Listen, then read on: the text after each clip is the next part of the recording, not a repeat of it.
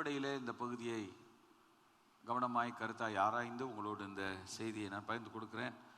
ஆண்டவர் நம்மை ஆசீர்வதிப்பாராக. மார்க்கு சுவிசேஷம் 1ஆம் அதிகாரம். இந்த செய்தி 27வது தொடர்பாக இருக்கிறது. /27. இது வரைக்கும் 26 செய்திகளை கொடுத்துருக்கிறேன். 27வது செய்தியாக தொடர்பாக அது இருக்கிறது. நாம் எல்லாரும் சேர்ந்து வாசிக்கலாம். மார்க்கு 1ஆம் அதிகாரம் 16ஆம் வசனத்திலிருந்து 20ஆம் வசனம் வரைக்கும் இணைந்து வாசிப்போம்.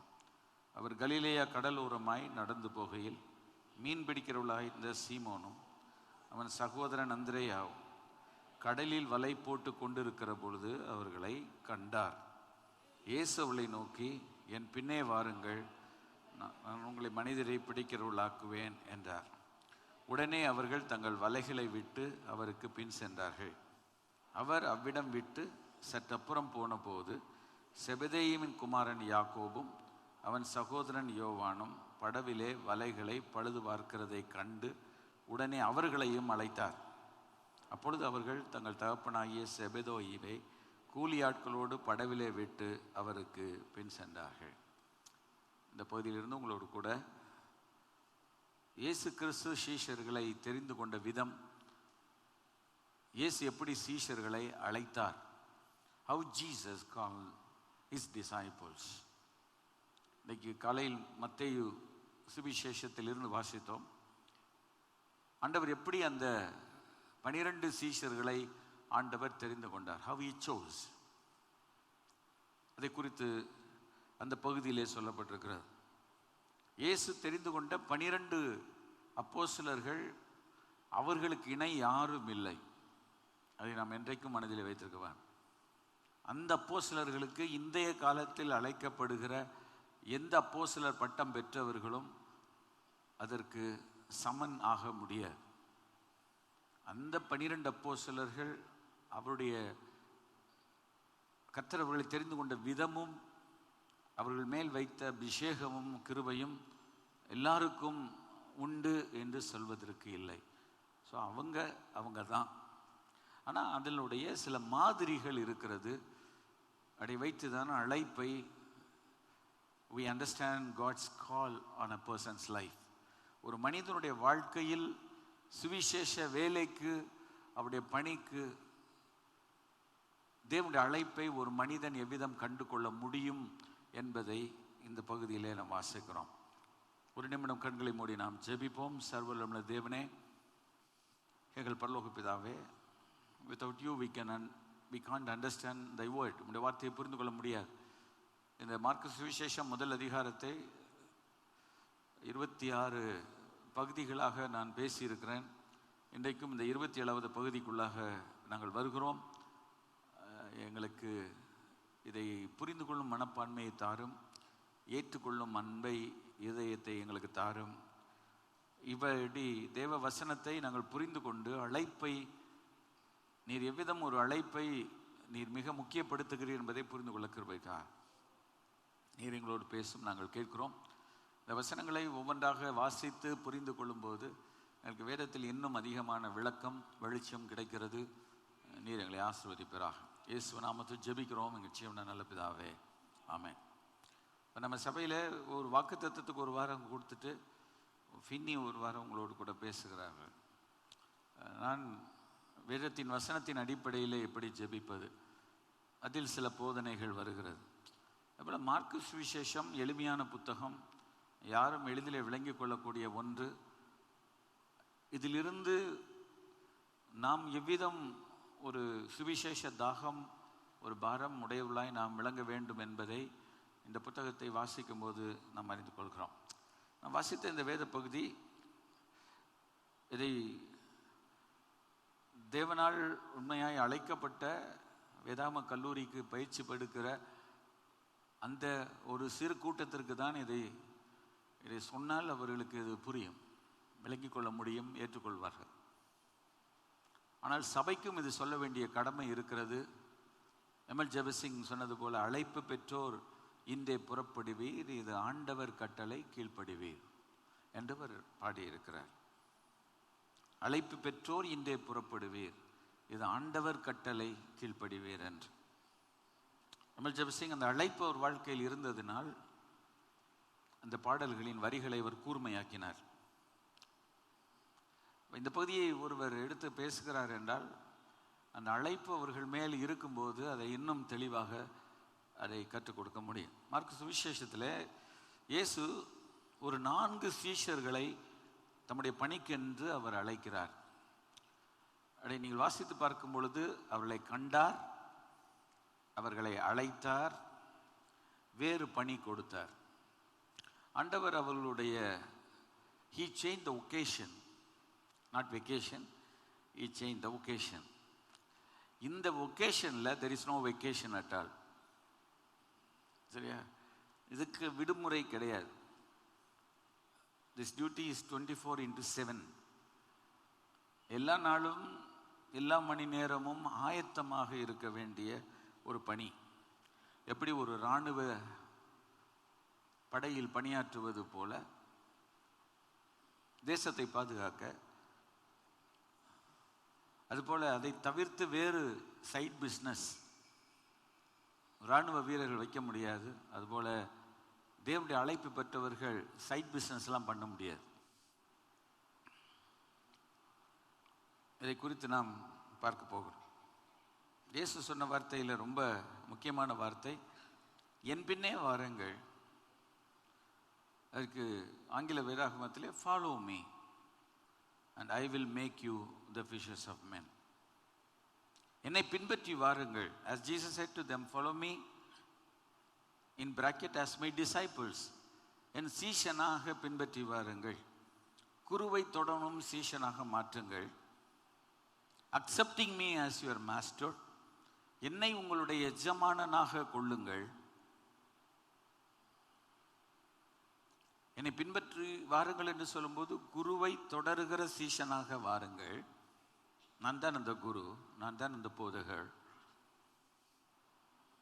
ஒரு சீஷனை போல, ஒரு குருவை தொடர்கிற ஒரு மாணாக்கனை போல என்னை நீங்கள் ஏற்றுக்கொண்டு, எஜமானனாக என்னை ஏற்றுக்கொண்டு, ஒரு ஆசிரியனாக போதகனாக என்னை ஏற்றுக்கொண்டு, and walking the same path of life that I walk, நான் நடந்து செல்லுகிற வாழ்க்கை பாதையின் அந்த அமைப்பிலே நீங்கள் என்னோடு கூட வாருங்கள்.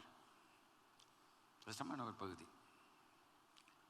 என் பின்னே வாருங்கள், நான் உங்களை மனுஷரை பிடிக்கிறவர்களாக்குவேன் என்று இயேசு சொன்னார்.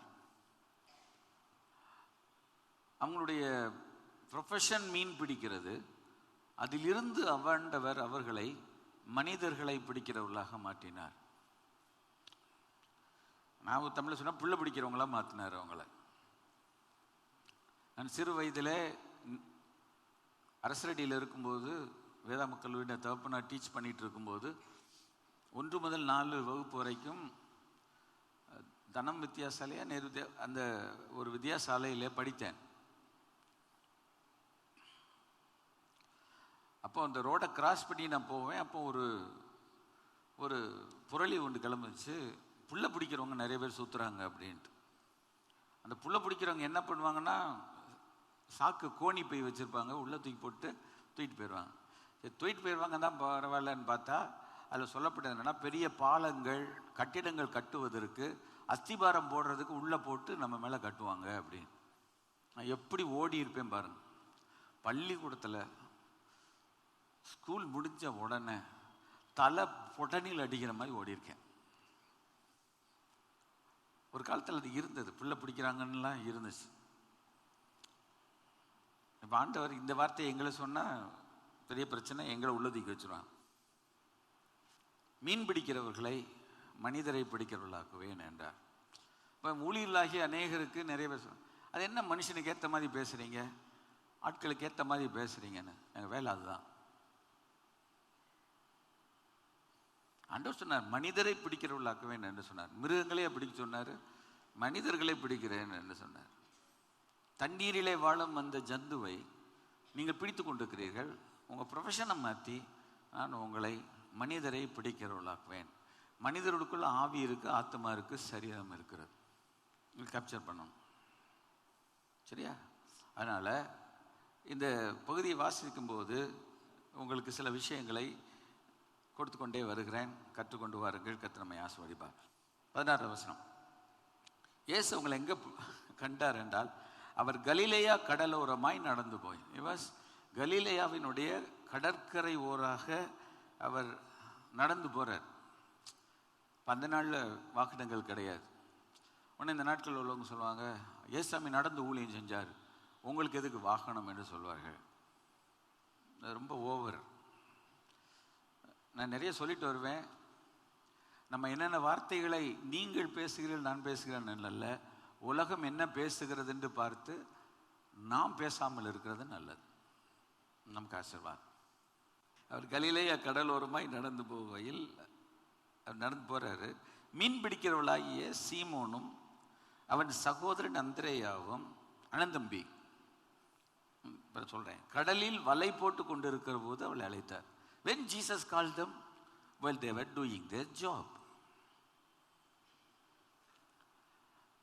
சோம்பேறிகளா இல்லை, இருக்கும்போது இல்லை, அவர்கள் பணி செய்து கொண்டு இருக்கும் பொழுது இன்னொரு பணிக்கு அவர்களை கூப்பிடுகிறார்.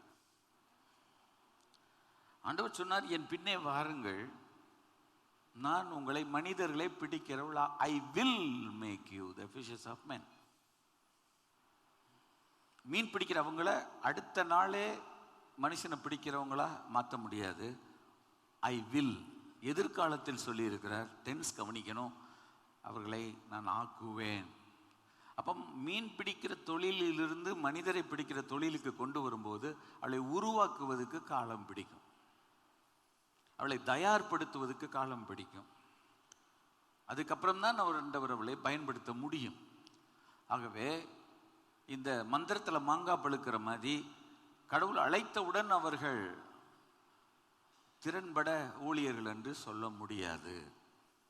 ஏன் இதை இப்பொழுது சொல்லுகிறேன் என்றால், நிறைய பேர் கடவுள் ஊழியத்துக்கு அழைச்சிட்டார்ல, உடனே அவர்களிடத்தில் 9 வரங்களும் இல்லைன்னா ஒரு 27 வரங்களும்,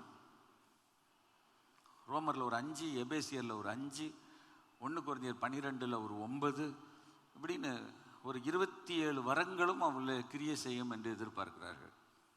நடக்காது. அதே நேரத்தில் ஊழியத்துக்கு அழைத்தவுடன், இப்போ என்னை வைத்து சொல்கிறேன், ஊழியத்தில் 44-45 வருஷம் இருக்கிறேன், எனக்கு இருக்க அதே அனுபவத்தை அவ்விடத்தில் எதிர்பார்க்க முடியாது. உங்களை மாதிரி இல்லை பாஸ்டர், அவர் உங்கள் மாதிரி அவர் எங்களை பார்க்க வரல, பேச முடியாது. அதுக்கு பக்குவப்பட வேண்டியது இருக்கிறது. It takes time. ஒரு வேலைக்கு ஒருத்தர் போனாலே ஃபஸ்ட் இயரில் அந்த எக்ஸ்பீரியன்ஸ் வராது, அதில் பல வருடங்கள் உருண்டு எந்திரிக்கணும். ஸோ தேவன் ஒரு ஊழியரை உருவாக்குவதற்கு காலங்கள் பிடிக்கும். எல்லாரையும் ஒரே சமன் தட்டிலே வைத்து நாம் அவர்களிடத்தில் அதை எதிர்பார்க்க முடியாது. நம்மளை பார்க்கணும்.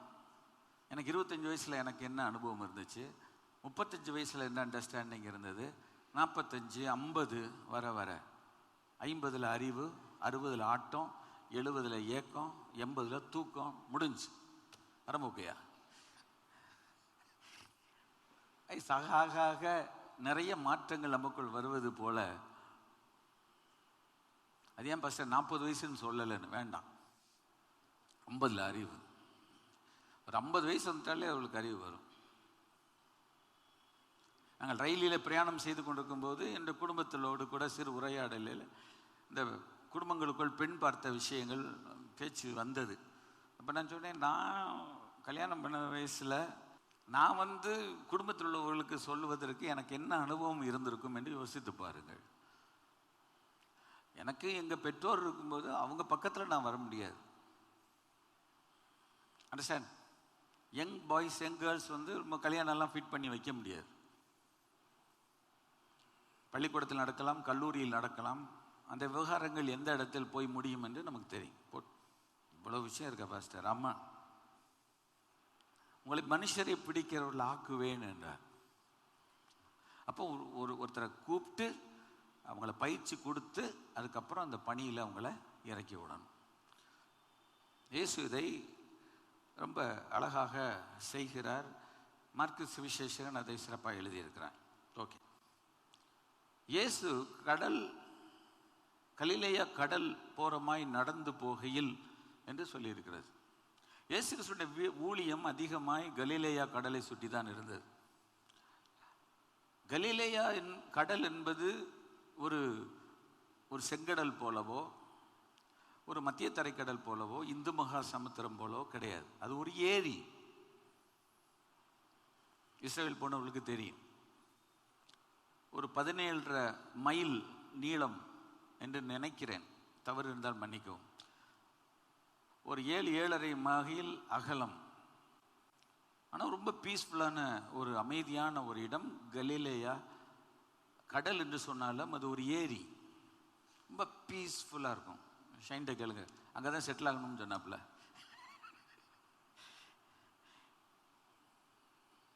அவ்வளோ பீஸ்ஃபுல்லாக இருக்கும்.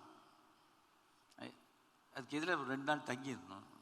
நம்ம மனசே பேசாமல் இங்கேயே ஒரு கூடாரம் போட்டு இருந்துருவோம்மா, அவ்வளோ பீஸ்ஃபுல். தண்ணி உப்பு கிடையாது, ஏகப்பட்ட மீன் கிடைக்கும். ஒரு அமைதினா அமைதி, அப்படி ஒரு அமைதி கிடையாது.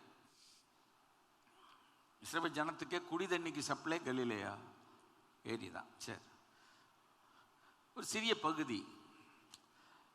பாலஸ்தீனர்கள் ஆக அந்த நாட்டில் இருந்தவங்க ரோமானியர்களுடைய ஆட்சிக்குள்ள கப்பங்கட்டி இருக்கும்போது அது ஒரு சிறிய ஏரியா தான். ஸோ பாலஸ்தீனியர்கள் அந்த இடத்துல இருக்கிறதான பாலஸ்தீனியன்ஸ்குள்ள, பாலஸ்தீனத்தில் சொல்லலாம், யூதர்களில் ஒரு சிலர் தான் பணக்காரர். இதான் பேக்ரவுண்ட் சொல்லிட்டே வரேன். கொஞ்சம் பேர் தான் பணக்காரங்க. மற்றவங்க எல்லாரும் ரூரல் பெசன்ட்ஸ். 70 to 80% அவங்க யாருன்னா விவசாயிகள். இஸ்ரவேல் தேசமும் ஒரு விவசாய நாடு. அந்த தண்ணியை அவர்கள் சிக்கனமாய் செலவு செய்து, ஆனால் கர்த்தருடைய ஆசீர்வாதத்தினால் ஆண்டவர் சொன்னார், அது வானத்தின் மழை தண்ணீரை குடிக்கும் தேசம் என்று. மழை தண்ணீரை குடிக்கிற தேசம் என்று சொல்லியிருக்கிறது. ஸோ கர்த்தர் அவங்களுக்கு தண்ணீர் நிறைய கொடுத்துட்டே இருந்திருக்கிறார். ஆனால் அவங்க எப்பெல்லாம் கடவுளுக்கு விரோதமாக போனாங்களோ ஆண்டவர் சொன்னார், நான் வானத்தை வெண்கலமாக்குவேன்னார், மழை பெய்யாது. இஸ்ரவேல் ஜனங்கள் கர்த்தர் கீழ்ப்படியாமல் இருக்கும்போது மழையில் கை வைப்பார். மழையில் கை வச்ச உடனே விவசாயம் அடிபடும். விவசாயத்தில் கை வச்ச உடனே வருமானத்தில் வரும். அவங்க காசுக்கு திண்டாடுவாங்க. ஆனால் இந்த உள்ள மீனவர்கள் 2 பேருக்கும் இடைப்பட்ட ஒரு நிலையில் உள்ளவர்கள். வசதியானவர்களுக்கும் சரி, இந்த விவசாயிகளுக்கு இடைப்பட்ட இடத்தில் இருக்கிறவர்கள் தான் இந்த மீனவர். சரியா? அதனால இந்த மீனவர்கள் விவசாயம் பண்ணலை, இந்த கலிலேயா ஏரியில் மீன் பிடிச்சாங்க. எனக்கு அருமையான கர்த்தருடைய பிள்ளைகளே, சொல்லிட்டே வர்றேன், கவனித்துக் கொள்ளுங்கள். அவங்க அதிகமாய் இந்த கலிலேயர்கள் எதை நம்பியிருந்தாங்கன்னா, Galileans depended specially on salted fish, wheat and barley for their sustenance. இந்த கலிலேயர்களுக்கு காஞ்ச மீன், கருவாடு, இப்போ சொன்னால் பிறகு உங்களுக்கு பசி எடுக்கும். அவங்க அதை தான் நம்பி இருந்தாங்க. அவங்களுக்கு தானியம், பார்லி, இதுதான் அவங்களுடைய வாழ்க்கைக்கு. அதுபோல் அதனால் ஃபிஷ் ப்ராடக்ட் அவங்களுக்கு ஃபிஷ் கிரேவி, மீன் குழம்பு எப்படி இருக்கும் இப்போ வச்சு வருதில்ல, அது மாதிரி அதுதான் அவங்களுக்கு ரொம்ப காமன். கலிலேயா கடலிலே பலவிதமான மீன்கள் இருந்திருக்கிறது. இதெல்லாம் ஒரு பேக்ரவுண்ட்லேருந்து தூக்கிட்டு வந்தேன். சரியா? லார்ஜ் கார்ப்ஸ் இருந்திருக்கிறது. So the fish would be dried and salted, pickled to preserve them. So அது ஏற்றுமதியாகும், நல்ல வருமானம் அவர்களுக்கு கிடைத்திருக்கிறது. So the fishermen were the central to the Galileans' economy and could make a good living by the standard of their culture, far better than the large numbers of the peasants who worked the land through much of the Roman Empire. Roman empire கீழே விவசாயத்தில் செய்து வருமானம் ஈட்டினவர்களை காட்டிலும் இந்த கலிலேயாவின் ஏரியை சுற்றி மீன் பிடித்து கொண்டிருந்த இவர்களுடைய வாழ்க்கை தரம் உயர்வாக இருந்தது. இவர்களை நம்பிதான் அந்த தேசத்தினுடைய பொருளாதாரமே இருந்துச்சு. இப்போ நம்ம தேசத்தினுடைய பொருளாதாரம் விவசாயிகளை நம்பி இருக்கிறது.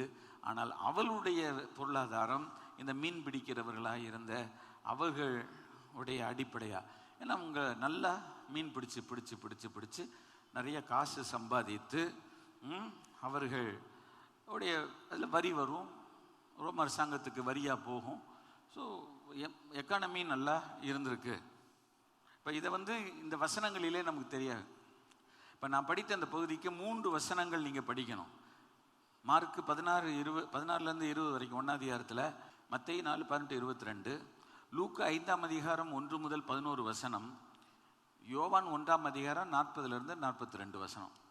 இவ்வளத்தையும் படித்தாதான் இந்த மார்க்கு சுவிசேஷத்தில் இயேசு அவர்களை எப்படி அழைத்தார் என்பதை குறித்த ஒரு விவரங்கள் நமக்கு என்ன செய்யும், கிடைக்கும். கர்த்தருடைய பரிசுத்த நாமத்துக்கு மகிமை உண்டாவதாக. ஸோ இந்த மீனவர் ரொம்ப முக்கியம். ஆண்டவர் எங்க கை வைக்கிறார் பார் தெரியுமா? அவங்கள மேல தான் கை வைக்கிறார். விவசாயிகளை கூப்பிடல, பணக்காரர்களையும் கூப்பிடல, பயங்கர செல்வம். இந்த இடைத்தரப்பட்ட நிலைமையில் இருக்கிற இவர்களை ஆண்டவர், அவர் கலிலேயா கடலோரமாய் நடந்து போகையில் மீன் பிடிக்கிறவர்களாக இருந்த சீமோனும் அவன் சகோதரன் அந்திரேயாவும் கடலில் வலை போட்டு கொண்டிருக்கிற பொழுது அவர்களை கண்டார். இயேசு அவர்களை நோக்கி, என் பின்னே வாருங்கள், உங்களை மனுஷரை பிடிக்கிறவர்களாக்குவேன் என்றார். என் பின்னால் வார்ந்து கூப்பிட்டார். அவங்கள மாத்திரமா கூப்பிட்டார். அடுத்த பகுதி வாசிங்க. அவர் அவ்விடம் விட்டு சற்று அப்புறம் சரி, அதுக்கு முன்னால் சொன்ன உடனே தங்கள் வலையில தூக்கி போட்டு வந்துட்டான். சின்ன வலையும் இருக்கும், பெரிய வலையும் இருக்கும். மத்தேயு 13ஆம் அதிகாரத்தில் சகலவித மீன்களையும் வாரி கொள்ளுகிற ஒரு வலை என்று இருக்கிறது. இதனுடைய பின்னணியம் சரி.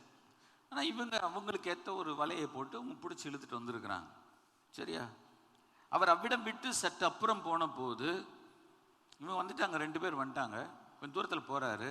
செபதேவின் குமாரன் யாக்கோபும், குறித்து வைத்துக் கொள்ளுங்கள், வெள்ளிக்கிழமை இன்னைக்கு சொன்னேன், திரும்ப சொல்றேன். செபதேவின் குமாரன் யாக்கோபும் அவன் சகோதரன் யோவானும் வடவிலே வலைகளை பழுது பார்த்து முதல்ல வேலை செஞ்சவங்க they were getting ready for, they were doing the first catch. ஆனா இவங்க they are getting ready for the second catch. ஏன்னா முதல்ல போய் மீன் பிடிச்சிட்டு வந்து மீனை எடுத்துட்டு மீனில் நிறைய சிக்கி இருக்கிற பல தவறான தேவையில்லாம் தூக்கி போட்டுக்கிட்டு இருக்காங்க. இவங்களையும் கூப்பிடுறாரு, இவங்களாம் கூப்பிடுறாரு. நல்ல படவிலே வலைகளை பழுது பார்க்கிறதை கண்டு உடனே அவர்களையும் அழைத்தார். அப்ப ஏசாமி ஊழியத்துக்கு அழைத்தவங்க எல்லாம் சோம்பேறிகள் இல்லை. கைகளை ஒத்து கத்திர மகிமைப்படுத்தும். ஆமா, ஆண்டவர் ஒரு நாளும் சோம்பேறிகளை ஊழியத்துக்கு அழைக்கிறது இல்லை. நீதிமொழி புத்தகத்தில் சொல்லி இருக்கிறது, இன்னும் கொஞ்சம் உறங்கட்டும், இன்னும் கொஞ்சம் கை முடக்கி கொண்டு நித்திரை செய்வாயோ, உன் தரித்திரம் வழிபோக்கனை போலவும் ஆயுதம் அணிந்தவனை போலவும் இருக்கும். தூங்குறது தவறல்ல. ஒரு வயசுக்கு மேலே உள்ளவங்களுக்கு 8 மணி நேரம் தூக்கம் தேவை, சின்ன குழந்தைக்கு மாதிரி. ஆனால் 20 மணி நேரம் தூங்கிட்டு இருந்தா ஒன்றும் பண்ண முடியாது. தூக்கம் கந்தைகளை உடுத்து வைக்கும் என்று சொல்லி இருக்கிறது. தூக்கம் ஒரு மனிதனுடைய வாழ்க்கையில தரித்திரத்தை கொண்டு வரும் என்று சொல்லி இருக்கிறது. அப்ப ஆண்டவர் ஒரு மனுஷனுடைய வாழ்க்கையில ஏன் தரித்திரம் வருகிறது என்பதையும் சுட்டி காட்டுகிறார். உழைத்து பலன் இல்லாமல் ஒரு மனிதன் சிரமப்படுகிறதை கர்த்தர் குறை சொல்லல. ஆனா ஒண்ணு வேலை செய்யாமையே உட்கார்ந்துக்கிட்டு நோகாம நொங்கு திங்கெடுக்கும்னா ஊழியத்தில் உள்ளக்கு இடம் இல்லை என்பதை ஆண்டவர் தெளிவாய் சொல்லிட்டார். ஏனென்றால் இன்றைக்கு கிறிஸ்தவ உலகத்துல சும்மா இருந்துட்டு சம்பாதிக்கலாம்னு நினைக்கிறான். உலகத்தில் உள்ள ஒரு மனிதன் இரவும் பகலும் வேலை செய்கிறான். நீதிமொழியில் 31ஆம் அதிகாரத்தில் ஒரு சுறுசுறுப்பான ஒரு பெண்ணை குறித்து சொல்லி இருக்கிறது. அவள் காலையில் எழுந்து அவள் எப்படி வேலை பார்க்கிறார் என்று சொல்லி இந்த வசனத்தை யாரா வாசிக்கிறாங்கன்னு பாருங்க. வாசிக்கிறதே கிடையாது. நோ நோ, இது வாசிக்கிற ஒரு டேஞ்சரஸ் ஏரியா. ஆட்டு மயிரையும் சணலையும் தேடி தன் கைகளினால் உற்சாகத்தோடு வேலை செய்கிறாள். ஆட்டு மயிரையும் சணலையும் பிடிச்சு பாருங்க, கை ஒண்ணுமில்லாம போயிடும். அப்படித்தானே? கோச்சிக்கிறீங்களா? கோச்சிக்கிற மட்டும் சொல்லக்கூடாது. நீங்க எதுவும் வருத்தப்படுறீங்களா? அட்டு மயிரையும் சணலையும் தேடி தன் கையோடு உற்சாகத்தோடு கூட வேலை செய்கிறாள். இந்த கம்பி வேலை செய்கிறாங்க பார்த்தீங்களா, நம்ம சென்ட்ரிங் போடுறவங்க, அவங்க கையை போய் பாருங்க, காய்ச்சி வரும். ஒரு அடி கொடுத்தா 1/2 கிலோ கறி வெளியே வந்துடும். அவங்க டீ போட்டுக்கிட்டே இருக்கணும். ஆமாம், நம்ம கை நம்ம பஞ்சு மெத்த மாதிரி, அவங்க கையை பார்த்துக்கணும். அவள் வியாபார கப்பலை போல் இருக்கிறாள், தூரத்திலிருந்து தன் ஆகாரத்தை கொண்டு வருகிறாள். she brings from, இன்னைக்கு இருக்கிற அது என்னது பேர், அது சொமேட்டோவோ என்னது வேற நல்லா இருக்கு இப்போ சாப்பாடு கொண்டு வர்றதுக்கு, ஸ்விக்கி, ஜீசஸ் கிரைஸ்ட். அவ வியாபார கப்பலை போல இருக்கலாம், தூரத்திலிருந்து தன் ஆகாரத்தை கொண்டு வருகிறாள். மத்திய பிரதேசத்தில் போய் ஒரு ஒரு குடம் தண்ணி கொண்டு வரணும்னா எவ்வளோ அடி இறங்கி ஒரு குடம் தண்ணி கொண்டு வரணும். அங்கே தண்ணி கஷ்டம் இருக்கு.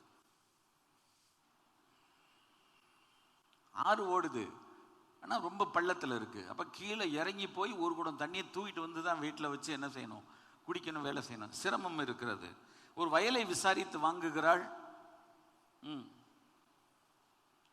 இது குடும்ப தலைவன் அல்ல, ரியல் எஸ்டேட் பிசினஸ் அந்த அம்மா தான் நடத்துது. ஹலோ,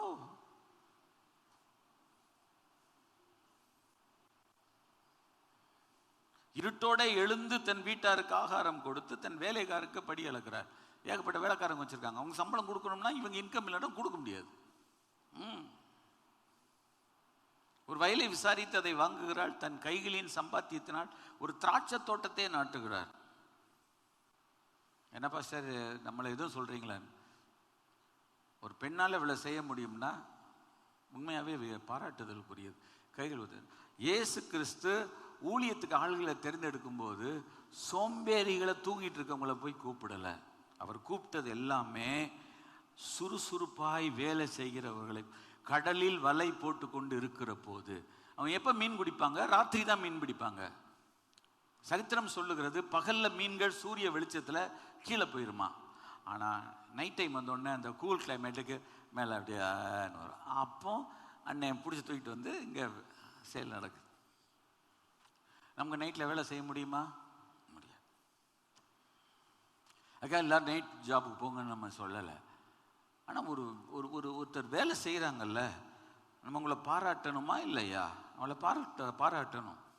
அதனால் இயேசு கிறிஸ்து ஊழியர்களாக சீஷர்களாக தெரிந்து கொண்டதில் முதல்ல 4 பேரை மீனவர்களாய் தான் தேர்ந்தெடுத்தார். ஆனால் யோவான் கடைசி அதிகாரத்துக்கு வாங்க, நான் படித்து பார்க்கும்போது 7 பேர் இயேசு கிறிஸ்துடைய சீஷர்களில் மீனவர்களாக இருந்திருக்காங்க. 21 இவைகளுக்கு பின்பு இயேசு திபேரியா கடற்கரையில் மறுபடியும் சீஷருக்கு தம்மை வெளிப்படுத்தினார். வெளிப்படுத்தின விவரம் என்ன? ரைட்டா, திபேரியான்றது கலிலேயா தான். சீமோன் பேதுரு, திதிப்பு எனப்பட்ட தோமா மீன்பிடிச்சது தான். கலிலேயா நாட்டில் கானா ஊரனாகிய நாத்தான்வேல், செபதேவின் 2 குமாரர் யாக்கோபு யோவான். அப்படியே சீசரில் வேறு 2 பேரும் கூடி இருக்கும்போது சீமோன் பேதுரு சொல்றார், மீன் பிடிக்க போறேன்றார். யாரை பார்த்து மீன் பிடிக்க போறேன்னு அவர் சொல்லி இருக்கணும்? மீன் பிடிக்கிறவங்களை பார்த்து தான். அவை மோரார்லெஸ் இயேசு கிறிஸ்துவனுடைய சீஷர்களில் 12 பேரில் more than 50% or to 60% were the fishermen. சரி, இன்னும் நிறைய சொல்லணும். ஓகே, இவங்களுக்கு நல்ல வருமானம் இருந்துச்சு. ஆனால் இவங்களை ஆண்டவர் கூப்பிடுறார். இவங்களை கூப்பிடும்போது இன்னும் 2 பேர் என்ன செஞ்சிருக்கிறாங்க? 20ஆம் வசனம், செபதேவி கூலி ஆட்களோடு படவிலே விட்டுன்ற யாரை கூப்பிடுறாரு? ஆண்டவர் யாக்கோபையும் யோவானையும் கூப்பிடுறாரு. இவங்க என்ன பண்றாங்கன்னா அவங்க அப்பாவோட சேர்ந்து பிஸ்னஸ் பண்றாங்க. அவங்க பிஸ்னஸ் பண்ணாங்கன்னா அவங்களுக்கு கூலி ஆட்கள் இருக்கிறாங்க, ஹையர்ட் சர்வன்ட்ஸ் இருக்கிறாங்க. அப்போ அவங்க யாரு? முதலாளி. தொழிலாளியும் ஆண்டவர் கூப்பிடுறாரு, முதலாளியும் கூப்பிடுறாரு. சீமோனும் பேதுருவும் அந்திரேயாவும் இவர்கள் யாரோடு கூட கூட்டு தொழில் செய்திருக்கிறார்கள் என்று சொல்லுகிறார்கள் என்றால் செபதேயோடு கூட சேர்ந்து வேலை செஞ்சிருக்கிறாங்க.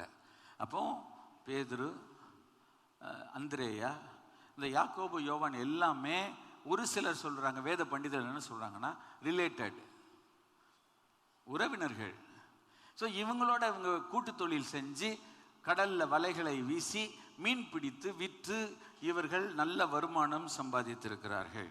இயேசு கிறிஸ்து ஓட்டாண்டியானவங்களை ஊழியத்துக்கு அழைக்கல. கைகளை ஒத்துக்கத்திர மகிமைப்படுத்துவோம். கடைசியில் வர்றது ஏசுக்கு சிலர் சொல்லுவாங்க எல்லாம் போச்சு, போண்டி ஆயிடுச்சு, என்ன செய்யலான்னு நினைக்கிறேன், ஊழியம் செய்யலான்னு நினைக்கிறேன் பிரதர். போண்டி ஆயிடுச்சா? ஏன்? இதில் தோல்வி, இதில் யாரும் பிழைக்கலான்ட்டு. ஊழியத்தினால் பிழைப்பு வரணுமே ஒழிய பிழைப்புக்கல்ல ஊழியம். கையில் ஒத்துக்கத்திர மகிமைப்படுத்தும். ஊழியத்தில் பிழைப்பு வரலாம், ஆனால் பிழைப்புக்கல்ல ஊழியம்.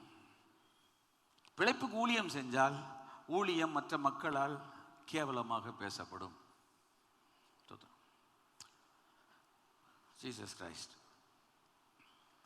இப்போ ஆண்டவர் அவங்களுடைய தொழிலையே மாற்றும் போது, அவங்களை அழைக்கும் போது இன்னொரு விஷயம் அதில் இருக்கு. சீமோன் பேதுருவும் அந்திரேயும் யாரு? அண்ணன் தம்பி. யாக்கோபு யோவானும் அண்ணன் தம்பி. இயேசு கிறிஸ்துவனுடைய ஊழியத்திலேயே 12 சீஷர்கள்ல 30% சொந்தக்காரங்க தான். கையில் ஒத்துக்கத்தை மேம்படுத்துவோம். இப்போ இன்னொன்று வரேன். சிலர் அது என்ன ஊழியத்தில் எல்லாம் சொந்தக்காரங்களா கூடி இருக்கீங்க, யார் இருக்கணும்? பாருங்க, எல்லாம் சொந்தக்காரங்க ஒன்னா கூடிக்கிட்டாங்க பாரு, குடும்ப பிசினஸ் பண்றாங்கன்னு.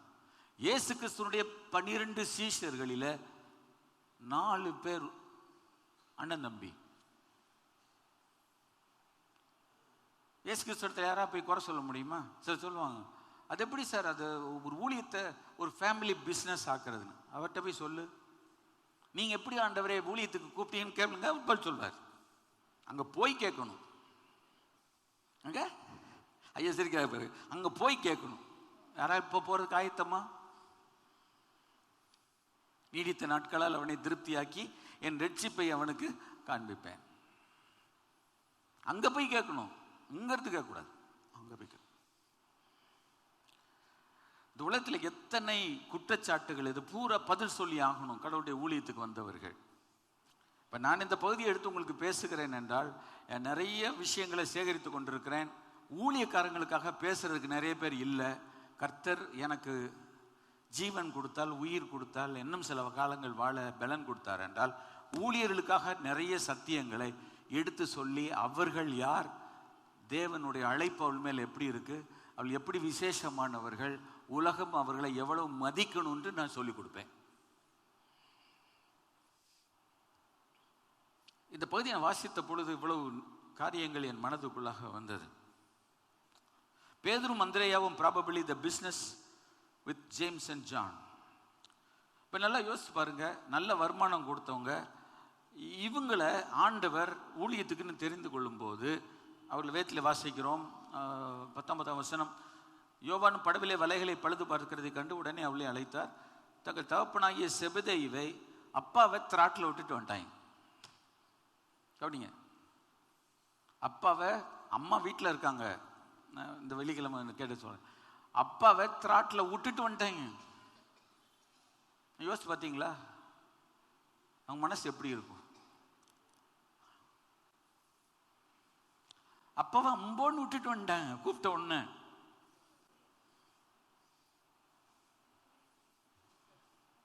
லூக்கா 5ஆம் அதிகாரத்திலேயும் அவர்களை குறித்து சொல்வது போல அவங்க பார்ட்னர்ஸ்.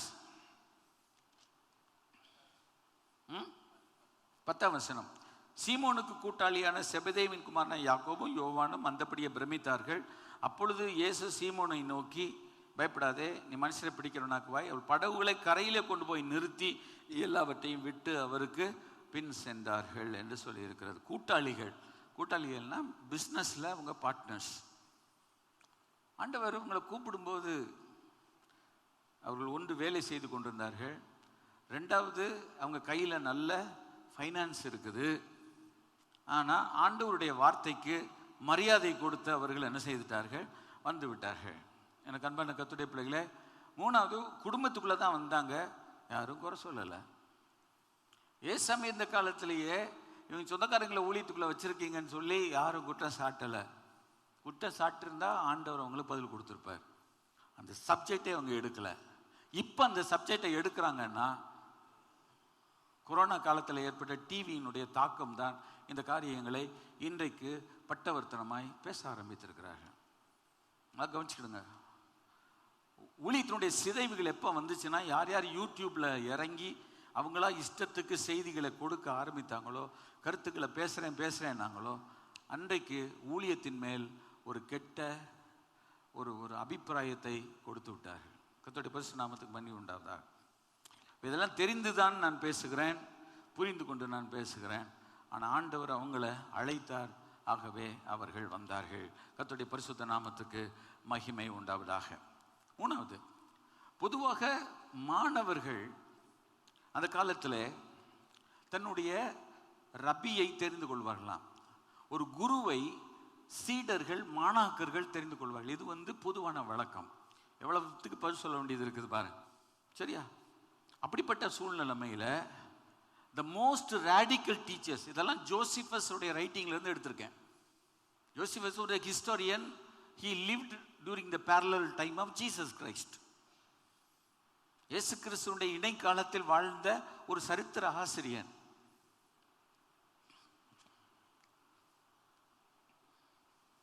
ஸோ ரேடிக்கல்ல இருக்கிறவங்க, ரேடிக்கல்னா மோஸ்ட் ரேடிக்கல் ராபிஸ். இப்போ நம்ம ரேடிக்கல்ன்றது என்ன வார்த்தைன்னா, ரொம்ப இந்த இடது கம்யூனிஸ்ட் மாதிரி சொல்லுவோம்ல, ரொம்ப தீவிரமாக ரொம்ப விவரமானவங்க, சுறுசுறுன்னு பேசக்கூடியவங்க, நல்ல அனல் பேசும் பேச்சாளர்கள், போதகர்கள் இருக்காங்கல்ல, அப்படிப்பட்டவங்கிட்ட போய் ஒருத்தர் கற்றுக்கொள்ளணும்னா அவங்க தான் அவர்களை அழைக்கணும். இயேசு கிறிஸ்து ஒரு ரேடிக்கல் டீச்சர். கம்யூனிஸ்டுகளே ஒத்துக்கிடுவாங்க. இயேசு கிறிஸ்து ஒரு சாதாரண பேச்சாளர் அல்ல, ஒரு ரேடிக்கல் டீச்சர். அதனால தான் அவரை குறித்து சொல்லி இருக்கிறது, அவரை பிடிக்கிறதுக்கு அனுப்புகிறாங்க, அவர் ப்ரீச்சிங்கை கேட்டுக்கிட்டே இருக்கிறாங்க. போயிட்டு வந்துட்டாங்க வெறுங்க ஐயா, ஏன் பிடிச்சிட்டு வரலையான்னு கேட்டாங்க. அவங்க என்ன சொன்னாங்க, அவர் பேசினது போல் ஒருவனும் ஒரு காலம் பேசவில்லையே. அவர் பேசினது போல் ஒருவனும் ஒரு காலம் பேசவில்லையே. அப்போ அவர் எவ்வளவு கிருபையுள்ள திறமையுள்ள தேவனால் அனுப்பப்பட்ட மனுஷகுமாரனும் தேவகுமாரனுமாய் இயேசுவாய் இருந்தால் அவருடைய ப்ரீச்சிங்கை யாருமே அப்போஸ் பண்ண முடியல. அப்படிப்பட்ட இயேசு கிறிஸ்துவை பின்பற்றுவோம். என்னை பின்பற்றி வாருங்கள், நான் உங்களை மனிதரை பிடிக்கிறவர்களாக்குவேன். என்னை பின்பற்றி வாங்க, நான் உங்களை மனுஷரை பிடிக்கிறவர்கள் ஆக்குவேன் என்று சொல்லுகிறார். அப்போ அவருடைய அழைப்பில் ஒரு தெரிந்து கொள்ளுதல் இருக்கிறது. வாய் சொல்லி பெயர் சொல்லி அவர்களை அழைக்கிறார், அதுக்கப்புறம் தான் அவர்களை அனுப்புகிறார். எனக்கு அன்பான கர்த்தருடைய பிள்ளைகளே, ஊழிய அழைப்பு என்பது நீங்களும் நானும் நினைக்கிறது போல் சாதாரணமான ஒரு காரியம் அல்ல. அது தேவனிடத்தில் இருந்து வருவது, தேவன் அதை தருவது. கர்த்தருடைய பரிசுத்த நாமத்துக்கு மகிமை உண்டாவதாக. கர்த்தருடைய பரிசுத்த நாமத்துக்கு மகிமை உண்டாகட்டும். அடுத்து கவனிங்க, இப்படி தேர்ந்தெடுக்கும் போது இவங்கிட்ட வந்து கத்துக்கிடணும். அவங்க வரும்போது இந்த குடும்பத்தில் எவ்வளோ சிரமம் வந்திருக்கும், பொருளாதாரத்தில் எவ்வளோ கஷ்டம் வந்திருக்கும், தேசத்துக்கு ஒரு பக்கம் நஷ்டம், குடும்பத்துக்கு ஒரு நஷ்டம். ஆனால் ஏசாமியுடைய அழைப்புன்னு வந்தோடனே தைரியமாக வந்துட்டாங்க. தேவன் ஒரு மனிதனை ஊழியத்துக்கு அழைக்கும் போது அவன் குடும்பத்திலிருந்து அவன் வருவது, அவனுடைய சமுதாயத்தை விட்டு வருவதற்கு ஒரு விலை கொடுத்தாக வேண்டும். கைகளை வைத்து கர்த்தரை மகிமைப்படுத்துவோம். இயேசு கிறிஸ்துவின் ஊழியத்தை செய்கிறவங்க எந்த இடத்தில் கரையம் செலுத்துகிறார்கள் என்று யாருக்குமே தெரியாது. நமக்கு தெரியாத ஒரு விஷயத்தில் உள்ள வாய் விடக்கூடாது. நமக்கு புரியாத ஒரு விஷயத்தில் லப லப நாம் அடிக்கக்கூடாது. அவர்கள் கிரயம் அவருடைய குடும்பத்துக்கு தெரியும். முதலாவது இப்போ இயேசு என்னை உலகத்தில் திருச்சியில் வேலை பார்க்கும்போது என்னை அழைத்தார். அவர் நான் அரசியலில் போகணுன்னு பிளான் பண்ணியிருக்கிறேன். கட்சியில் ஒரு முக்கிய இடத்தை எனக்கு அளித்து என்னை எப்படியாயிலும் பெண்ணியை கொண்டு போயிட்டா ஒரு நல்ல ஒரு மேடை பேச்சாளராக நம்ம கட்சிக்கு யூஸ் ஆவான்ட்டு மிக முக்கிய கட்சியின் தலைவர்களில் ரொம்ப நெருங்கின ஒரு நண்பருடைய பையன் என்கிட்ட இருக்கான், என் கூட படித்த பையன். அவன் பிளான் பண்ணிட்டான் பெண்ணியை தூக்கிட்டு போயிடுவாங்கன்ட்டு. இயேசு என்னை வேறுபடுத்தார். நான் வேலையை விட்டு வரும்போது பிரமாதமான வேலை இல்லை, எனக்கு உயர்வான ஒரு வேலையை எனக்கு தருவேன் என்று எனக்கு மேல் உள்ள சீனியர் மேனேஜர்ஸ் எல்லாம் சொல்லிட்டு இருக்கிறாங்க. பேச்சல்ல. அப்போ சொன்னேன், கடவுள் என்னை ஊழியத்துக்கு அழைக்கிறான், நான் போகிறேன். இந்த வேலையை விட்டு நீ போறியா? ஏன்? இல்லை, கடவுள் என்னை அழைக்கிறார். நான் நல்ல ஒரு இதை காட்டிலும் உன்னை உயர்வான ஒரு இடத்துக்கு கொண்டு போகணும்னு நினச்சிருக்கிறேன். நீ அதுக்கு ஃபிட்டாக ஏன் நீ போகிற? இல்லை, கடவுள் என்னை அழைத்தார். சரி, நீ போ. இது மாதிரி கடவுளுடைய ஊழியத்துக்கு வந்தவர்கள் எல்லாருமே, என் தகப்பனாரை கர்த்தராய் இருக்கிற இயேசு அழைக்கும் பொழுது, சொல்கிறேன் நான் உங்களுக்கு, சரியா? நான் சொல்லியிருக்கிறேன்னா எனக்கு தெரியல. என் தகப்பனார் was working in the railway in Malaysia government. Railway டிபார்ட்மெண்ட்டில் அவங்க ஒர்க் பண்ணிட்டு இருக்கிறாங்க. பிரிட்டிஷ் பீரியடில் அவங்க கீழே வேலை பார்த்துட்டு இருக்கிறாங்க. While he was walking on the road, இயேசு அவர்களே அழைத்தார். என்ன சொல்லி அழைத்தார்? 2 வார்த்தை சொன்னார். மகனே, உன்னை ஆபிரகாமை போல் அழைத்தேன், என்னை பின்பற்றி வா. இயேசு சொன்ன வார்த்தையை தான் எங்கள் அப்பாவுக்கு சொன்னான். என்னை பின்பற்றி வா, உன்னை ஆபிரகாமை போல் அழைத்தேன். He heard the voice. Emotional எல்லாம் கிடையாது சார். என்னை பின்பற்றி வா, உன்னை நான் ஆபிரகாமை போல் அழைத்தேன். அப்போ எங்கள் அப்பாவை ஆண்டவர் கூப்பிடும்போது அவங்க நல்ல வேலையில் இருந்தாலும் ஆண்டவர்களுக்கு சொன்ன வார்த்தை, உன்னை ஆபிரகாமை போல் அழைத்தேன். ஆபிரகாமுக்கு எத்தனை ஆசீர்வாதம் கொடுத்தாரு? இப்போ இப்போ விஷயம் வருதுல்ல, 7 ஆசீர்வாதங்கள் கொடுத்தார். உன்னை அநேகருக்கு ஆசீர்வாதமாக மாற்றுவேன். நீங்களே படிச்சு பாருங்க என்னென்ன ஆசீர்வாதம் இருக்கிறது. அப்போ ஆபிரகாமுக்கு உண்டான ஆசீர்வாதம் ஈசாக்குக்கு வருமா வராதா? வரும். ஈசாக்குடைய ஆசீர்வாதம் யாக்கோபுக்கு வருமா வராதா? தலைமுறை தலைமுறையாக வரும்னா நாங்கள் எந்த தலைமுறையில் இருக்கிறோம், எங்களுக்கு என்னென்ன ஆசீர்வாதம் வேண்டும் என்று கர்த்தருக்கு தெரியும். தப்புனார் அதையும் உதறி விட்டு திரும்ப போகிறார். அங்கே போகிற ரோட்லேயே மறுபடியும் நியூஸ் வருது, மேலேருந்து கூப்பிட்றாரு, மகனே, உன்னை நான் அழைக்கிறேன், என்னை பின்பற்றி வா, உன்னை ஆபிரகாமை போல் அழைத்தேன். அந்த வார்த்தை இன்னும் அங்கே அப்பா சொல்லிதான். ஆபிரகாமை போல் அழைத்தேன்னா யார்? விசுவாசிகளின் தகப்பன், தேவனுடைய சிநேகிதன். ஆபிரகாம் இல்லை, ஆபிரகாமை போல அழைத்தார். அப்போ தேவன் ஒரு மனிதனை வாய் சொல்லி கூப்பிடுகிறார்னா எப்படி இருக்கும்? உதறி போயிட்டு he went and touched the job. ஒரு ஷாக் அடிக்கிற மாதிரி இருக்குது. மறுபடியும் சத்தம் கேட்குது, உன்னை நான் ஆபிரகாமை போல் அழைத்தேன். கோட்டு டை எல்லாத்தையும் தூக்கி போட்டு வேசிய கடி இருக்குன்னு விட்டான். இப்படித்தான் பரிசுத்தவன்களை தேவன் அழைத்தார். இப்போ நாங்கள் எங்கள் மேலே என்ன அழைப்பு இருக்குன்றதை நாங்கள் பார்க்கணும்ல. எங்கள் மேலே என்ன அழைப்பு இருக்கு, நாங்கள் எந்த சந்ததியில் வந்திருக்கிறோன்றதை நாங்கள் யோசிக்கணும்ல. இல்லை, கர்த்தர் அப்படிப்பட்ட ஒரு அழைப்பை அவளுக்கு கொடுத்தார். கர்த்தருடைய பரிசுத்த நாமத்துக்கு ஒரு வார்த்தை சொல்லாமல் எங்களை, எங்களோட உறவினரில் ஒரு தடவை நாங்கள் ஒரு ஊருக்கு போயிருக்கிறோம், எங்களை பார்த்து பிடிச்சிக்கிட்டாங்க. நிறைய பேர் நிறைய பிரச்சனைகளை எங்கள் ஃபேமிலிக்கு அப்பாவுக்கெல்லாம் கொடுத்து என் குடும்பத்தை ஒன்றுமில்லாமல் ஆக்கணும்னு பண்ணும்போது எங்களுடைய உறவினர்கள் ஓடி வந்தவர் என்னை கட்டி பிடித்து கொண்டு, டேய், உங்களை கடவுள் இந்த தேசத்துக்கு கொண்டு வந்திருக்கிறார்டா. உங்கள் அப்பா மலேசியாவில் இவ்வளோ பெரிய ஜாப்பில் இருந்து எங்கே உயரத்தில் பறக்க வேண்டியவங்க, நீங்கள் அங்கேயே இருந்தீங்கன்னா நீங்கள் இன்னைக்கு மலேசியாவிலையும் சிங்கப்பூர்லையும் உலகத்தில் கொடி கட்டி பறப்பீங்கடா. இதை விட்டுட்டு இங்கே வந்து இந்த வையும் இந்த திட்டு வாங்கிட்டு இவங்கிட்ட கடந்து நீங்கள் கஷ்டப்படுறீங்களே, பரிதாபப்படுகிறேன் என்று சொன்னார்.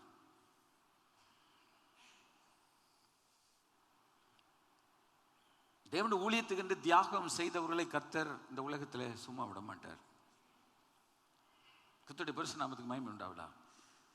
ஒருவன் என்னை பின்பற்றி வர விரும்பினால் தன்னைத்தான் வெறுத்து தன் சிலுவையை எடுத்துக்கொண்டு அனைத்தினமும் என்னை பின்பற்ற கடவன். தன் சிலுவை எடுத்துக்கொண்டு என்னை பின்பற்றாதவன் எனக்கு விசேஷம் அல்ல. ஆண்டவர் ஒவ்வொருத்தருக்கும் ஒரு பாதையை வைத்திருக்கார். அந்த பாதைக்கு செல்றதுக்கு நம்ம ஒப்பு கொடுக்கணும்.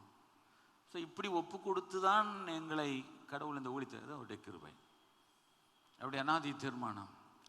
எதை இதுக்கு சொல்கிறேன் என்று சொன்னால், நம்முடைய பெற்றோர்களை விட்டு போகும்போது இன்னொரு காரியத்தை நான் வாசிக்கிறேன்.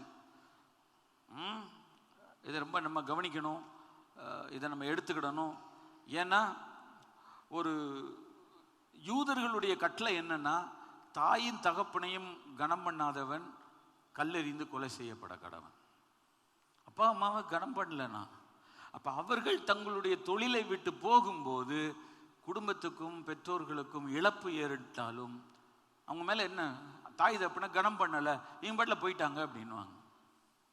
ஏசு கூப்பிட்டு வந்தாங்கல்ல, அப்போ ஆண்டவர் அவங்கள தெருவில் விடுவ முடியுமா? ஆண்டவர் அவளை யாரும் ஏறி மிதிக்க ஆண்டவர் அனுமதிக்க முடியுமா? வாய் வந்த விதமாய் வரம்பு மீறி பேச தேவன் அவர்களை விடுவதற்கு அவர் விடுவாரா என்ன? கர்த்தருடைய பரிசுத்த நாமத்துக்கு மகிமை உண்டாவதாக. ஸோ அவங்க அதை விட்டுட்டு வரும்போது ஒருவர் எழுதுகிறார், இதெல்லாம் நான் சொல்றேன், அவருடைய கலாச்சாரத்தையே அவர்கள் மதிக்கவில்லை, அவருடைய சமூகத்துக்கு ஒரு இழுக்கு என்று சமுதாயம் சொல்லும். கர்த்தரை தெரிந்துதான் கூப்பிட்டார் ஆண்டவர் அவங்கள. He pretty well knew that the culture will oppose them, the society will stone at them, but even then I need 12 disciples to do my job, because God the Father has sent me, so I have come, but now I have to given the responsibility to in their hands, so that the ministry to establish the kingdom of God to continue. கர்த்தர் அழைத்தார், இதுக்கு தான் கர்த்தர் உங்களை செஞ்சார். அப்போ இன்றைக்கு அப்படிப்பட்ட காலத்திலே வரும்போது நம்ம ஊழியர்கள் எவ்வளவு மதிக்கணும் தெரியுமா? சரி, இன்னொன்று சொல்றேன், ரேடிக்கல் டீச்சர்ஸ் அவங்க சூஸ் பண்ணுவாங்க, சாதாரணமானவங்க தங்களுடைய மாணாக்கர்களை தங்களுடைய குருவை தேர்ந்தெடுப்பார்கள். இயேசு என்ன சொன்னார்? யோவான் 15:16, நீங்கள் என்னை தெரிந்து கொள்ளவில்லை, நான் உங்களை தெரிந்து கொள்ள. நிறைய பேர் யோவான் சுவிசேஷம் 13ஆம் அதிகாரத்திலிருந்து படிக்கிறது 13, 14, 15, 16, 17. நான் 5 அதிகாரமும் ஷீஷ இடத்துல இயேசு தனியே பேசினது. Jesus private ministry to the disciples. நீங்க இந்த 5 அதிகாரத்தையும் எந்த கான்டெக்ட்ல படிக்கணும்னா, ஆண்டவர் 13ஆம் அதிகாரத்தில் அந்த மேலறையிலிருந்து வேலையை ஆரம்பித்த பிறகு தன் சீஷர்களோடு கூட பேசுகிறார். இந்த நெருக்கமான இந்த உரையாடல் ஊழியர்களுக்கும் கர்த்தருக்கும் உள்ள விஷயங்கள்ல தான் புரிய முடியுமே ஒழிய உலகத்தார் இதை எளிதிலே புரிந்து கொள்ள முடியாது. 17ஆம் அதிகாரம் இயேசு கிறிஸ்துவனுடைய ஹை பிரீஸ்டுடைய ஜெபம். இப்படி நீங்க படிச்சு பாருங்க, ஒரு ஊழியம்னா எவ்வளவு கனத்துக்குரியது, ஊழியத்தை செய்கிறவர்கள் எவ்வளவு கனத்துக்குரியவர்கள். அது நம்ம தெரிஞ்சிருக்கணுமா இல்லையா? கட்டாயம் தெரிஞ்சிருக்கணும். எனக்கு அன்பான தேவனுடைய பிள்ளைகளே, நம்முடைய மத்தியிலே டாக்டர் பாலசிங் அவர் வந்தார். என்னோட கூட படித்தவர், ஆண்டவருடைய அழைப்பு பெற்றவர். அவரை தேவன் அழைக்கும் போது தன்னுடைய தகப்பனாரை கொலை செய்வதற்காக இடுப்பிலே பயங்கரமான பிச்சுவா கத்தியை வைத்து கொண்டு கடற்கரையிலே உலாவி கொண்டிருக்கும் பொழுது தேவனுடைய ஊழியர் மூலமாய் அவரை அழைத்தார். He wanted to kill his father. God called him. அவர் ஒரு திருமணத்துக்காக பெங்களூருக்கு வரும்போது Finney met him. அவர் சொன்ன வார்த்தை என்ன தெரியுமா சொல்லியிருக்கிறார்? கூப்பிட்டார், இந்த நாள்ல நான் தான் உனக்கு மென்டோர். டாக்டர் பாலா எப்படி தெரியும்? உங்கள் அப்பாவை எனக்கு தெரியும், உங்கள் அப்பா என் ஃப்ரெண்டு. இந்த காலையில் எழுப்பி நான் ஜெபித்து கொண்டிருந்தேன், நீ வருவாய் என்று எனக்கு தெரியும். உன்னிடம் ஆண்டவர் பேச சொன்னார், நான் உனக்கு உன்னுடைய மென்டாராக நான் இருக்கிறேன். அப்போ சொன்னார், இல்லை இல்லை 4 சூஸ் பண்ணணும். அவர் சொன்னார், no, the mentor choose the mentee. The radical teachers will choose his disciples. Not the disciples part to choose his guru. நீங்கள் என்னை தெரிந்து கொள்ளவில்லை, நான் உங்களை தெரிந்து கொண்டேன். தேவன் ஒரு மனிதரை எப்படி அழைக்கிறார் என்று கர்த்தர் ஒருத்தருக்கு தான் தெரியும். அழைத்தவருக்கும் அழைக்கப்பட்டவர்களுக்கும் தான் அந்த ஹார்ட் பீட் பண்ணும். We call it as the clarion call.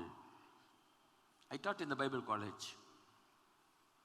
வேதாம கல்லூரியிலே அழைப்பை குறித்து நான் பல மணிநேரங்கள் பேசியிருக்கிறேன். நான் வேதாம் கல்லூரியில் படித்த போது என்னோடு கூட படித்த ஒரு சிலரை பார்த்து எனக்கு போதித்த ஒரு பெரிய ஊழியர் சொன்னது, even now you are completing your 3rd degree, you are going to get a diploma or degree now, but I tell you, if you don't have the calling, you pack up your suitcase, you better go. You will do more damage to the ministry and to the kingdom of God rather than the people who is really called of God. நீ பிரச்சனை பண்ணுவ, உன்னால ஊழியத்தில் பெரிய கெட்ட பேர் வரும், ஓடி போயிரு அப்படின்னார்.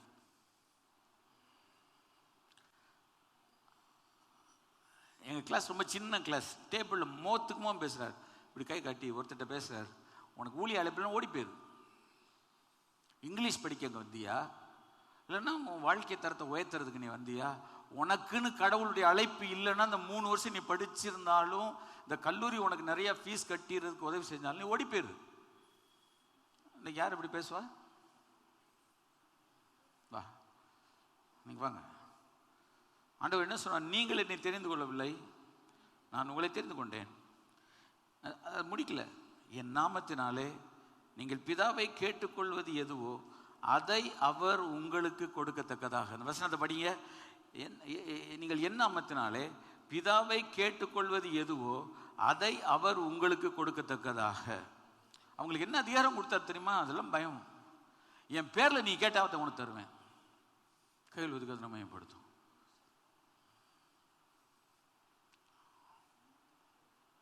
என் பேரில் நீ கேட்டா நான் உனக்கு தருவேன். என் நாமத்தினாலே பிதாவை கேட்டுக்கொள்வது எதுவோ அதை உங்களுக்கு கொடுக்கத்தக்கதாக. ஒன்று, எதை கேட்டாலும் ஆண்டவர் கொடுப்பேன்னு தான் ஊழியத்தில் வந்தவங்களுக்கு சொன்னாரே ஒழிய, நீங்கள் தெருவில் அலைவீங்க, 4 பேர்கிட்ட போய் எனக்கு உதவி செய்ய யாரும் இல்லையா, என் ஊழியத்தை தாங்க யாரும் இல்லையா, நான் கடிதம் போடுகிறேன், என்னை சப்போர்ட் பண்ணுங்களாம் கெஞ்சுறதுக்கெல்லாம் ஆண்டவர் விட மாட்டார். அவர் கேட்டார்னா எஜமானே சரியில்லை, எஜமான மாற்றின்றுவான் உலகம். உன்னை அழைச்சவன் உனக்கு சம்பளம் கொடுக்க தெரில, உன்னை அழைச்சவன் உனக்கு சோறு போட தெரில, உன்னை அழைச்சவன் உனக்கு சட்ட துணிமணி வாங்கி கொடுக்க தெரில, வீடு கொடுக்க தெரில, அவனை எதுக்கிட்ட நீ பின்பற்றன்னு உலகம் கேட்கும். இயேசு கிறிஸ்துவின் 12 சீஷர்கள் தான். அவங்க பக்கத்தில் யாரும் வர முடியாது. என்னைக்கு தெரிஞ்சுக்கணுங்க, அதனுடைய அமைப்பு இருக்கிறது. ஆனால் ஆண்டவர் சொல்லுகிற வார்த்தை என்னவென்றால், நீங்கள் என் நாமத்தினால் பிதாவை கேட்டுக்கொள்வது எதுவோ அதை அவர் உங்களுக்கு கொடுக்கத்தக்கதாக. எங்கள் அப்பா சொல்லியிருக்காங்க, ஒரு பயங்கரமான சிக்னஸில் இருந்தாங்க, யாரும் எவ்வளோ மருத்துவம் ஒன்றும் பண்ண முடியல. எங்கள் அப்பா கூப்பிட்டு விட்டாங்க. எங்கள் அப்பா பண்ணாங்க, 2 வாரி சொல்லி தான் ஜெபம் பண்ணாங்க. இதை சொன்னது சோமானவங்க. உங்கள் அப்பா ஜெபம் பண்ணாங்க. இந்த மாதிரி என்ன சொல்லி கொடுத்தாங்க? ஆண்டவரே, நீர் இவர்களை என் இந்த ஆத்துமாவை என் ஆடாக கொடுத்திருந்தால் இந்த ஆட்டின் மேல் வேறு எவருக்கும் அதிகாரம் இல்லை, இயேசுவின் நாமத்தில் ரிலீஸ் பண்றேன், சுகம். அது ஏன் ஆடா இருக்கணும்? என் ஆடுகள் என் சத்தத்துக்கு செவி கொடுக்கிறது. என் பிள்ளை என் சத்தத்துக்கு செவி கொடுக்கும். ஊராம் பிள்ளைய போய் எனக்கு நீ செவி கொடுன்னு பிடிச்சி அம்முக்கி என்ன தலையில் பட, நீ எனக்கு அப்ப நீ எனக்கு அம்மா படன்னு விரட்டிட்டு போயிடும். சொந்த தாய் தகப்பனையே பிள்ளைகள் விரட்டுற காலம் வந்துருச்சு. இனி நீங்க என்ன, நான் என்ன, அண்ணன் என்னடா, தம்பி என்னடா, அவசரமான உலகத்தில் அது மாதிரியே போல ஒப்பு கொடுக்கப்பட்ட ஒரு ஆத்மா மேலே வேற யாரும் கை வைக்க ஒரு மெய்ப்பெண் விட மாட்டான். கைகள் ஒத்து கத்திர மகிமைப்படுத்துவோம். அந்த அஷூரன்ஸோட தான் தேவனுடைய ஊழியத்தை நம்ம செய்யணும். ரைட். நீங்கள் போய் கனி கொடுக்கும் படிக்கும், உங்கள் கனி நிலைத்திருக்கும் படிக்கும் நான் உங்களை ஏற்படுத்தினேன். நான் எதுக்காக உங்களை நான் அப்பாயின்ட் பண்றேன்னா, அவர் கட்ட சொல்றாரு, நீங்க போய் கனி கொடுக்கணும். அந்த வசனம் நல்லா படிச்சு, உங்க மூலமா நிறைய ஃப்ரூட்ஸ் வரும், பலன் ஒரு ஊழியத்தில். ஆனா இன்னைக்கு இருக்கும், நாளை காணாம போகும். 1 வாரம் இருக்கும் போயிடும், 1 மாசம் இருக்கும் போகும், 1 வருஷம் போகும். இல்லை, நீங்கள் போய் கனி கொடுக்கும்படிக்கும் உங்கள் கனி நிலைத்திருக்கும்படிக்கும் நான் உங்களை ஏற்படுத்தினேன். பதவி பிரமாணம் ஜனாதிபதி செஞ்சு வைக்கிறத பார்த்துருக்கீங்கல்ல, கவர்னர் செஞ்சு வைக்கிறத பார்த்துருக்கீங்கல்ல. அந்த அத்தாரிட்டிக்கு அடுத்த நிமிஷம் கையெழுத்து போட்ட பிறகு எல்லாம் சளி அடிப்பாங்க. கையில் ஒதுக்கத்தை நம்ம மேம்படுத்துவோம். இது பிதாவாகிய தேவன் ஏற்படுத்துகிற வேலை. இது மனிதர்களாக உள்ளுக்குள்ளே வந்த வேலை கிடையாது. யாருடைய ரெக்கமெண்டேஷன்லேயோ ஏதோ வரவே இல்லை. ஆனால் அவங்க அன்னைக்கு அந்த நல்ல வருமானம் உள்ள, நல்ல காசு கொளிக்கிற அந்த வேலையை விட்டுட்டு அவங்க ஊழியத்துக்குன்னு வந்தாங்க. கைகளை வைத்து கத்திர மகிமைப்படுத்துவோம். இதுதான் அழைப்பு. அழைப்பை பற்றி பேசுகிறதுக்கு இந்த 1 மணி நேரம் போதாது. சில நிமிடங்களில் நான் முடிக்கிறேன். வர காலங்களிலே அழைப்பை பற்றி அங்கங்கே நான் டச் பண்ணுவேன். ரைட்டா? நான் பல நிலைகளில் என்னென்னலாம் மக்களுக்கு சொல்ல விடப்பட்டிருக்கிறதோ அதை சொல்ல வேண்டும் என்பது என்னுடைய வாஞ்சை, என்னுடைய விருப்பம், என்னுடைய உள்ளத்தின் ஆழத்தின் ஜெபம். ஆகவே செய்திகளையோ ஆராதனை நேரங்களை தவற விடாமல் இருக்க தொடர்ந்து வர உங்களை அழைக்கிறேன். கர்த்தர் உங்களை ஆசீர்வதிப்பாராக. ஆனால் உங்களுக்கு நஷ்டம் வருதுன்னு ஒன்று அவ்வளோ தூரம் வந்தாங்களே, அதனால தான் சரி வெள்ளிக்கிழமை சொன்னதை சொல்ல முடியக்கூடாது, ரைட்டா? இன்றைக்கு ஊழியத்துக்கு எத்தனை பேர் வர்றாங்க அப்படின்னு கேட்டால், தொழிலில் நஷ்டம் ஆயிடுச்சு, போண்டி ஆயிடுச்சு, ஊழியத்துக்கு வர்றேன். ஏன்? இதையும் போண்டி ஆக்குறதுக்கு. அங்கே போண்டி ஆயிடுச்சு, எல்லாம் நஷ்டம். எதனால நஷ்டம்னு பார்க்காம இதோ நான் வருகிறேன். ஆண்டவர் தெரியுமா தெரியாதா? நீ எதுக்கு நீ ஊழியத்துக்கு வர்றேன்? மனிதன் முகத்தை பார்க்கிறான், தேவன் இருதயத்தை பார்க்கிறான். அன்னைக்கு அவங்க சுறுசுறுப்பான வேலையிலையும் நல்ல லாபம் சம்பாதிக்கிற நிலையில இருந்துட்டு தாய் தகப்பனை திகைக்க விட்டுட்டு அவங்க ஓடி வந்தாங்க, கர்த்தரை அழைச்சாருன்னு. அப்போ ஆண்டவரை ஊழியத்துக்கு அழைக்கும்போது, இப்போ நான் சொல்கிறேன், 21 வயசில் நான் பாவிதான் ஆனாலும் நீர் மாசற்ற ரத்தம் சிந்தினீர் என்று நான் ஆண்டவர்கிட்ட ஓடி வந்தேன். அழைத்தீரே இயேசுவே, அன்போடே என்னை அழைத்தீரே, ஆண்டவர் சேவையிலே மரிப்பேனே, ஆயத்தமானேன் தேவேன்னு ஓடி வந்தேன். இன்னைக்கு இத்தனை பேர் வராங்க, தொழிலில் நஷ்டம். இன்னொன்று, படிப்பு வரல. படிப்பு வரலன்னா படிப்பு வரும். யார் சொன்னால் வராதுன்னு?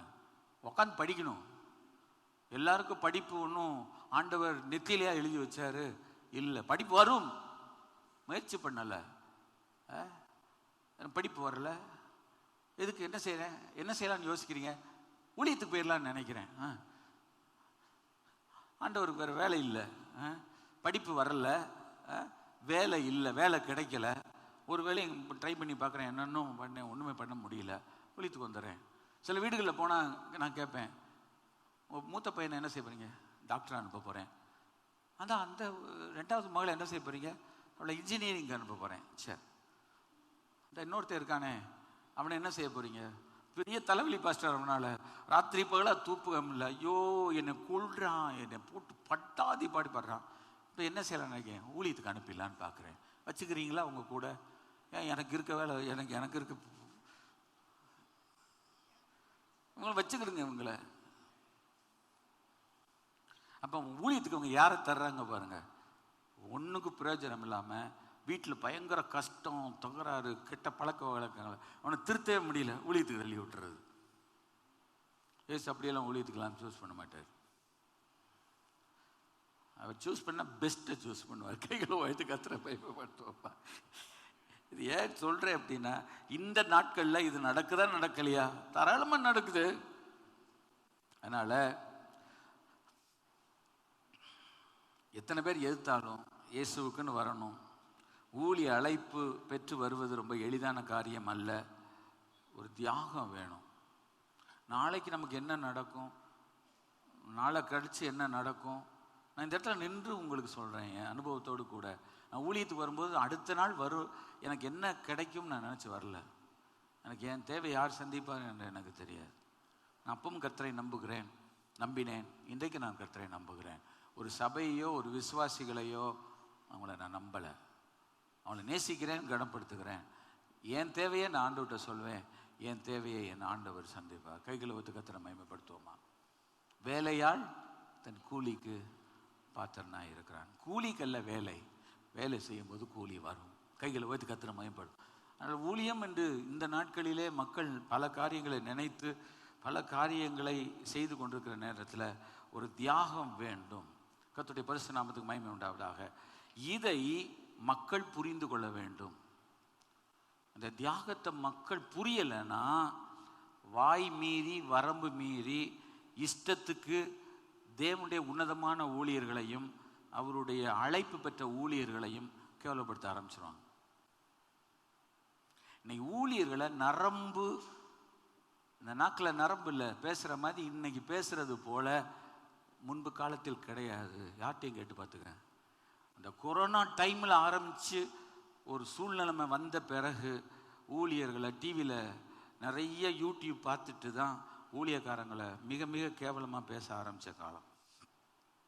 வருந்துறேன், நான் சொல்கிறேன், அது பேசுகிறது தப்பு, அது பேசுறது கண்டிக்கத்தக்கது.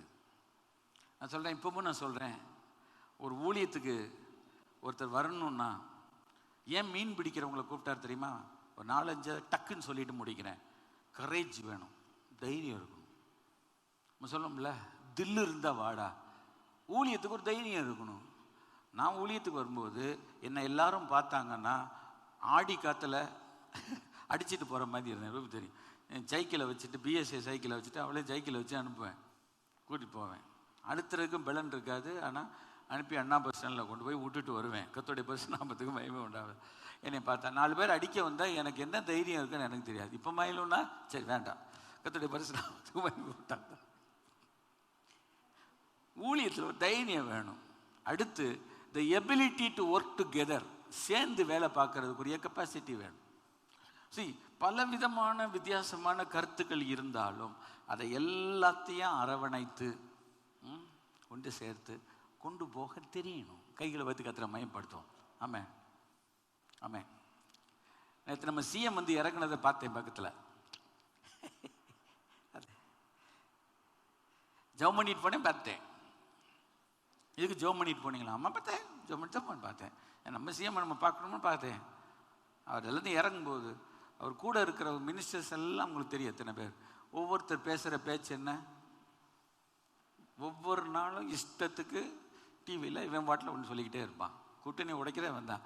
ஆனால் ஒரு ஆள் நின்று அணைச்சி அரவணைச்சி கொண்டு போகணும்னா அதுக்குன்னு ஒரு ஸ்பெஷல் கெப்பாசிட்டியை கடவுளை அவர் கொடுத்துருக்குறார். கைகளை வச்சு கத்திர மயப்படுறோம். நீங்கள் பார்ட்டின்னு நினைக்காதீங்க. ஆனால் நல்ல மனிதர்களுக்காக நாங்கள் ஜெபம் பண்ணுவோம். கரங்களை வைத்து கத்திர மயப்படுத்துவோம். கத்துட்டு எத்தனை பேர் வித்தியாசமாக இருந்தாலும் அவங்களெல்லாம் சேர்த்து கொண்டு போகணும். இதுக்கு தேவை 3வது என்ன? பொறுமை. இது எங்கே போய் உழவர் சந்தையில் 1 கிலோக்கு வாங்க முடியாது. இது வாழ்க்கையில் அடிபட்டு தான் கற்றுக்கிடணும். கைகளை பொறுமைன்றதெல்லாம் நம்ம லைஃப்பில் அடி வாங்கி தான் நான் என்ன செய்யணும்? அதுக்கு அடி வாங்கணும் பாஸ்டர். அந்த அனுபவத்தில் போகும்போது 2வது மீன் பிடிக்கிறவனால எனர்ஜி தேவை. கைகளை ஒத்துக்கணும், எனர்ஜி வேணும். இன்னும் சோப்பில் அங்கிகளெல்லாம் ஆண்டவர் கூட மாட்டார். சோப்பில் நல்ல திடகாத்திரம் இருக்கணும், நல்ல பலன் இருக்கணும், எனர்ஜி வேணும். 5வது ஸ்டெமினா வேணும். 6வது ஸ்டெமினா வேணும். சிலருக்கு எனர்ஜி இருக்கும், ரெண்டும் ஒன்று தானோ? சரி, எனர்ஜி ஸ்டெமினா இல்லாமல் ஒரு இடத்துல போய் ஜெபம் பண்ணிட்டு இருந்தோம்னா தடியின் கீழே விழுந்து கிடந்தா. பிரயாசப்பட்டு பயிரிடுகிறவன் வலையில முந்தி பங்கடைய வேண்டும். கரங்களை வைத்து கத்திர மயப்படுத்துவோம். நிறைய ஊர்களுக்கு போயிட்டு நான் வருவேன். நான் அந்த காலத்துலலாம் எனக்கு கார் எதுவுமே கிடையாது. பஸ்ஸில் ஏறி வருவேன். பஸ்ஸில் ஏறி வர்றதுக்கு முன்பாக கடைசி பிரசங்கம் பண்ணும்போது என் சூட்கேஸை பின்னால் வச்சுருப்பேன், மேடைக்கு பின்னால் வச்சுருப்பேன். நான் சொல்லுவேன், இதான் கடைசி பிரசங்கம், கொடுக்கறத கொடுத்துட்டு போகிறேன். நீங்கள் காணிக்க கொடுத்தாலும் சரி, நீ கொடுக்கட்டாலும் சரி, நான் ரிட்டர்ன் டிக்கெட்டோட தான் நான் வந்திருக்கேன் என்று சொல்லி என் சூட்கேஸை வச்சுட்டு முடிஞ்ச உடனே பஸ் ஏறி போயிடுவேன். கரங்குத்த மையப்படுவேன். 2 மணிக்கு இறங்கினாலும் நடந்து வீட்டுக்கு சூட்கேஸை தூக்கிட்டு வருவேன். இன்னைக்கு அப்படி இல்லை. கர்த்தர் அன்றைக்கு செய்ததை கனம் பண்ணி இன்றைக்கு என்னை கர்த்தர் அந்த நிலைக்கு விடாதபடி என்னை பாதுகாத்தவர். கரங்களை வைத்து கர்த்தர் கிறிஸ்துவுக்காக இழந்தவர் எவரும் தரித்திரர் ஆனதில்லை. எமில் ஜெபசிங் ஏன் எழுதுனான்னு கேளுங்க. கேட்டிருக்கீங்களா? கேட்க மாட்டீங்க நீங்கள். அதை நீங்கள் இல்லை, பொதுவாக கிறிஸ்துவுக்காக இழக்கணும்னு பேசுவானே ஒழிய அவனே இழந்தவன் எவனும் தரித்திரர் ஆனதில்லை. ராஜ்யத்தின் மேன்மைக்காய் கஷ்டப்பட்டு பின்னி முழிக்கிறான், நஷ்டப்பட்டு. அவன் தெரியாது. 3 பிள்ளைகளும் ஸ்டேட்ஸ்ல செட்டில்டு.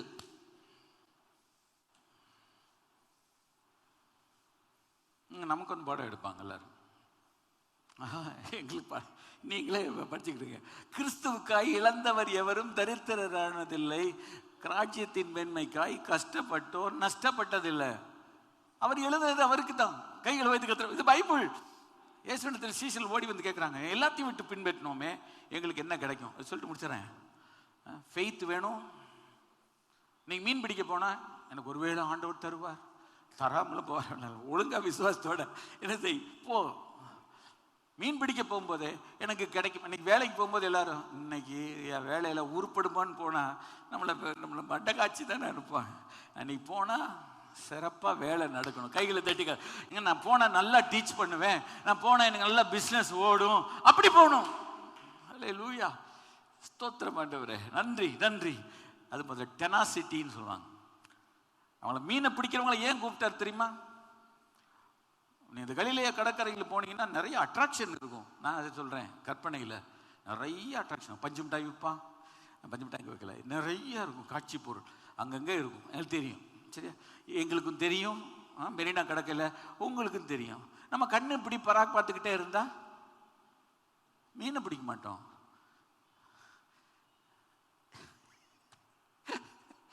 அதனால தான் ஆண்டவர் இவங்க கான்சென்ட்ரேட்டடா வேலை செய்யற ஒருத்தனை தான் ஆண்டவர் கூப்பிட்டார். கைகளை வச்சு கத்திர பயன்படுத்தும். நானும் எங்க அண்ணனும் தூண்டில் போட்டு மீன் பிடிச்சிருக்கிறோம். சொல்லி முடிக்கிறேன். போகும்போது உருளைக்கிழங்கு, புழு இதெல்லாம் இப்படி எடுத்து, நான் தான் புழு கொண்டு வருவேன், உருளைக்கிழங்கு நான் கொண்டு வருவேன். வீட்டில் நம்ப மாட்டாங்க, விட்டுருங்க. அது எல்லாத்தையும் எடுத்து ரெடி பண்ணி போடுவோம். மேலே ஒரு மிதப்பு கட்ட மிதக்கும். ராஜாவுக்கு தெரியும் இல்லை, கம்மாயில் பிடிச்சிருப்பே இல்லை. அப்படி போடும்போது நம்ம கண்ணு எங்கே இருக்கணும்? முடிஞ்சு அந்த மிதப்பு கட்ட மேலே தான் நம்ம உயிரே இருக்கணும். கைகளை வந்து கற்று அது அப்படி இப்படி இப்படி இப்படி இப்படி பண்ணும். அது என்ன அர்த்தம்னா மீன் கடிக்குதுன்னு அர்த்தம். நீங்கள் பாட்டில் ஆண்டவரே இரக்கமுள்ள இருதயத்தை எனக்கு தாரும், மனதுருக்க இயேசு மனதுருக்கமாக இருந்தார், நீங்கள் இப்படி சொல்லிக்கிட்டே இருங்கன்னா புடுக்குன்னு போயிடும். அவ்வளோதான். ஒவ்வொரு தடையும் புழுவை பிடிக்க வேண்டியது, ஒரு மீனையும் பிடிக்க முடியாது. ஆனால் அது அப்படியே ஆடிக்கிட்டு இருக்கும் போதே சுண்டுற விவரத்தில் இருக்கு, மீன் இங்கே வந்து விழுகும். கையில் வைத்து கத்துற மயமைப்படும். ஏ சாமி சும்மா கண்டவங்களெல்லாம் மீன் பிடிக்க கூப்பிடலை, கான்சென்ட்ரேட்டடாக இருக்கவங்களை தான் கர்த்தர் ஊழியத்துக்கு அழைத்தார். கரங்களை தட்டி கர்த்தரை சோதனும். கான்சென்ட்ரேஷன் நமக்கு இருக்கணும். எவ்வளோ நல்ல ஆண்டவர் பாருங்க. ஊழியத்துக்கு வந்தவங்களை கர்த்தர் ஒரு நாள் வறுமையாக விட மாட்டார். சொல்லி முடிக்கிறேன். ஏசாமி கூப்பிட்ட போது அப்பாட்ட இருந்து இந்த 2 பேர் ஓடிட்டாங்க. சொல்லிட்டு தான் போனாங்க, சார் நான் கொஞ்சம் ஆட் பண்ணி அடிக்கிறேன், என்ன ஆண்டவர் கோச்சிக்கிட மாட்டார், நான் பேசிக்கிறேன் அவர்கிட்ட, சரி. ஸோ அவர் உங்களை கூப்பிட்டு போயிட்டாங்க. இந்த அம்மா மத்தேயு சுவிசேஷம் 20ஆம் அதிகாரத்தில் பார்த்துக்கிட்டே இருந்துச்சு. ரொம்ப நாள் ஆச்சு. சரி, என் பிள்ளையை நீ கூப்பிட்டு போயிட்டீங்க. அந்த அம்மாவுக்கு எவ்வளோ வருத்தம் இருக்கும். நேராக வந்துருச்சு. எப்போ அவர்கிட்ட வந்துருச்சு. 20ஆம் வசனம் 20 செபதேவியின் குமாருடைய தாய் தன் குமாரரோடு கூட அவரிடத்தில் வந்து பிள்ளையை பிடிச்சிட்டு வந்திருக்காங்க போல. கூப்பிட்டு வந்து பணிஞ்சிக்கிட்டு கேட்குறாங்க, ஒரு விண்ணப்பம் பண்ணணும். ரைட்டு, உனக்கு என்ன வேணும்? ஏசா வேறு என்ன வேணும்னு கேட்டால் கொடுக்கணும். கேளுங்கள் கொடுக்கப்படும் இந்த வசனம் இதுக்கு வராது. கேட்டுக்கொண்டே இருங்களும் வராது. இது வெள்ளிக்கிழமை சொல்லி கொடுத்தேன். எதை கேட்கணும்னு இருக்கு. அவன் வந்து கேட்குறான், உனக்கு என்ன வேண்டும்? உங்களுடைய ராஜ்யத்தில் என் 2 பிள்ளையில ஒருத்தர் ரைட்டில் உட்காரணும், ஒருத்தர் லெஃப்டில் உட்காரணும்னு கேட்குறான். அரைச்சிங்க ஆண்டவரே, இறங்குங்க ஆண்டவரே. ஏசாமி என்ன சொன்னார்? கேளுங்கள் கொடுக்கப்படுங்க. நீங்கள் கேட்குறது உனக்கு என்னன்னு தெரியலை. நீ கேட்குறது என்னன்னே தெரியலை.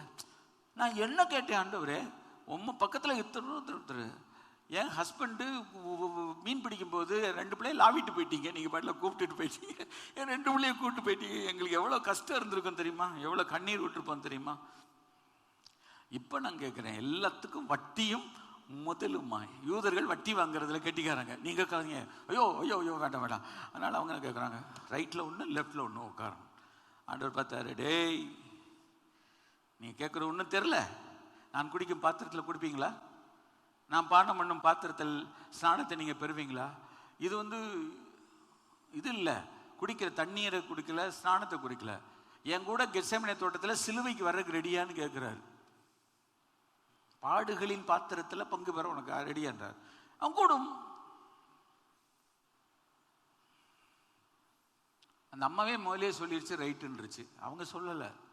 இதெல்லாம் நீங்கள் பைபிளில் படித்து பாருங்க. யாக்கோபு, யோவான் போல பயங்கரமான விஷயம். ஆண்டவர் சொன்னார், நம்ம சொல்லிச்சு முடியும் அப்படின்னாரு. முடியுமா?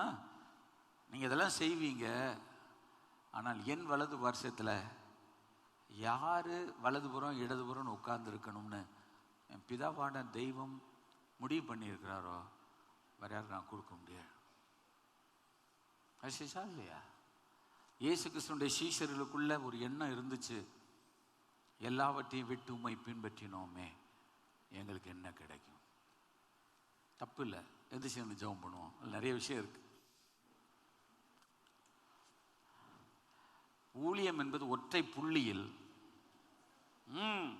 ஒரே நோக்கத்தில் ஒரே திசையை நோக்கி போயிட்டே இருக்கணும். No side track, no side business. ஊழியத்துக்கு வந்துட்டேன், எனக்கு கொஞ்சம் கஷ்டமா இருக்கு, நான் ஏதாவது ஒரு பிஸ்னஸ் பண்ணவா ஆண்டு சொன்னா நீ அங்கே ஓடி போயிரு. உயிரே போனாலும்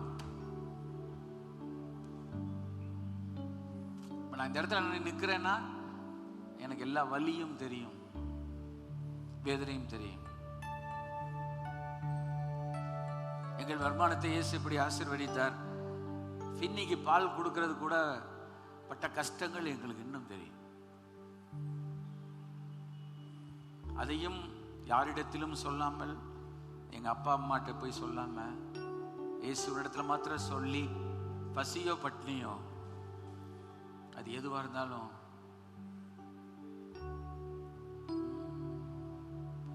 இயேசுவின் பின்னே போக துணிந்து, இயேசுவின் பின்னே போக துணிந்து, இயேசுவின் பின்னே போக துணிந்து, பின்னோக்கே நான், பின்னோக்கே நான், பின்னோக்கே நான், பின்னோக்கே நான்.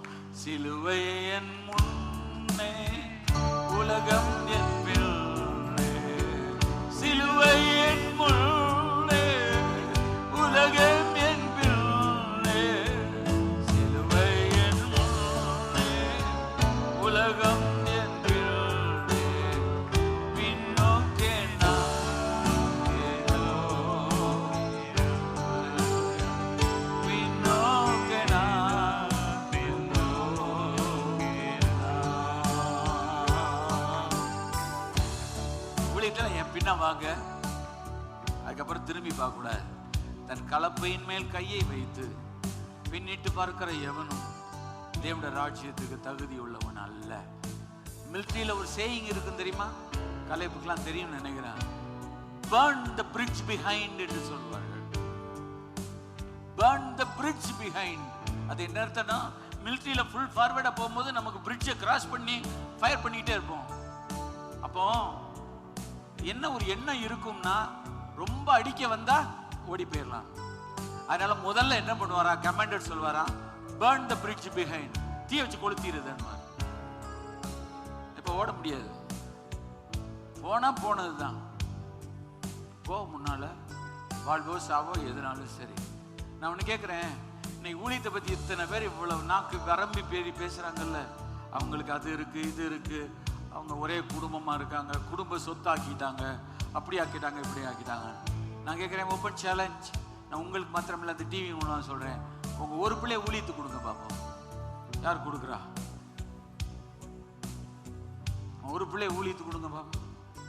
ஆண்டவர் கேட்பார், உன் பிள்ளை ஒரு பிள்ளைய எனக்கு ஊழியத்து கொடு.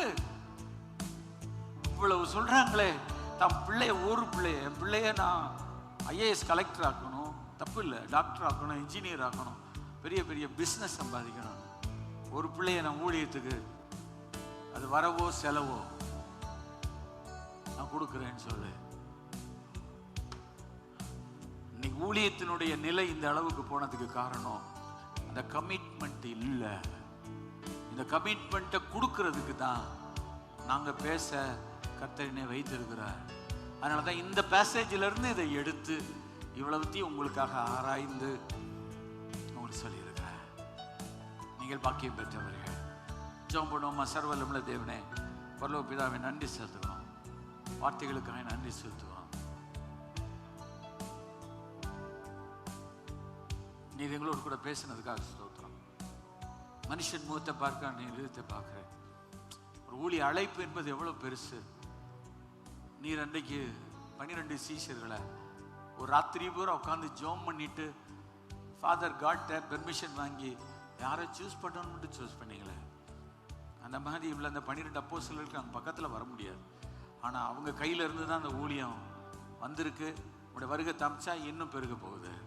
ஆனால் ஒரு ஊழியர்கள் மேலே எவ்வளவு கனம், எவ்வளவு மரியாதை, அவங்க எங்க இயேசுவினிடத்திலே தியாகம், குடும்பத்திலே தியாகம், அவங்க தன்னுடைய வாழ்க்கையில கடவுளுக்குன்னு நிறைய தியாகம் பண்ணிட்டு தான் சிரிச்ச முகத்தோட கூட அவங்க சந்தோஷமா விளக்குகளுக்கு நடுவில் நிற்கிறாங்களே ஒழிய அவங்க ஜொலிக்கிறாங்க நம்ம நினைக்க முடியாது. யோவான் எரிந்து பிரகாசிக்கிற வெளிச்சமா இருந்தார். அவன் வெளிச்சத்தில் களி கூற மனதா இருந்தீர்கள் என்று ஆண்டவர் சொல்றார். அந்த வெளிச்சத்துல களி கூற மக்களுக்கு ஆசை. ஆனால் அது எரிந்து எரிந்து எரிந்து ஒண்ணுமெல்லாம் போயிடும். கரங்களை வைத்து கத்திர மயப்படுத்தும். ஊழியம் விளையாட்டு இல்லப்பா.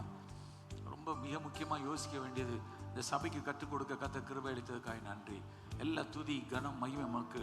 அப்பிரயோஜனமான வேலைக்காரன், என் கடமையை நான் செஞ்சிருக்கிறேன், பெருமை பாராட்ட ஒன்றும் இல்லை, இதை எனக்கு புரிய வச்சு வெளிப்படுத்தி கொடுக்கலன்னா நான் பேச முடியாது. நீ கிருபை கொடுத்தக்காக நன்றி. வருகாலங்களில் ஊழியத்தின் அழைப்பு மேன்மை, முழு நேர ஊழியர்களின் முக்கியத்துவத்தை குறித்து உலகத்தில் எடுத்துரைக்க எனக்கு கிருபை தாரும். அதுக்கு வேண்டிய சுகம் பலன் ஆண்டவர் ஆயுசு தாரும். தாத்தி தருகிறோம்.